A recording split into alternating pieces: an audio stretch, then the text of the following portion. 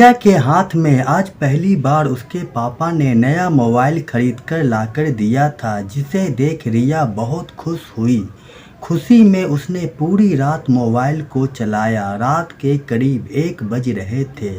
रिया ने जैसे ही इंटरनेट चलाया तो वह उसमें ढेर सारी कहानियों को पढ़ने लगी, क्योंकि रिया को कहानियाँ पढ़ने का बहुत शौक था। उनमें से एक कहानी जो कि एक भाई बहन की थी, रिया ने उस कहानी को पूरा पढ़ा।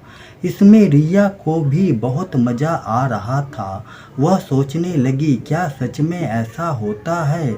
उसने एक के बाद एक कहानियाँ पढ़ी। रिया का पानी बहने लगा था।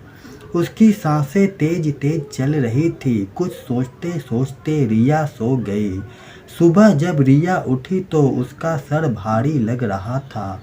किसी काम में मन नहीं लग रहा था। रिया का भाई नीरज उससे 2 साल बड़ा था। वह रिया से खूब हंसी मजाक करता था, लेकिन अब रिया का नजरिया बदल चुका था। वह अपने भाई के कमरे में बैठकर देर तक उससे बातें करते रहती थी। एक दिन की बात है, उसके माता पिता मामा के घर गए थे।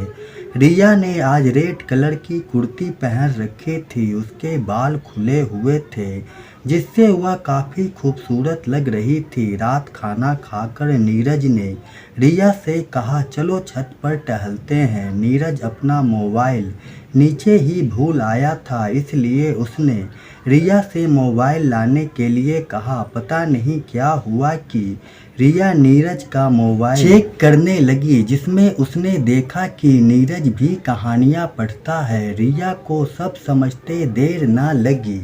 बातें करते करते वह भाई से बोली, आज मैं तुम्हारे कमरे में सोऊंगी, क्योंकि अकेले मुझे डर लगता है। कपड़े बदलकर रिया कमरे में सोने आ गई।